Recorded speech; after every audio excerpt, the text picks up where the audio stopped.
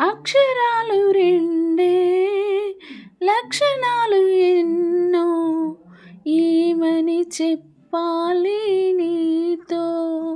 ఒక్క మాట అయినా తక్కువేమి కాదే, ప్రేమకు సాటేది లేదే.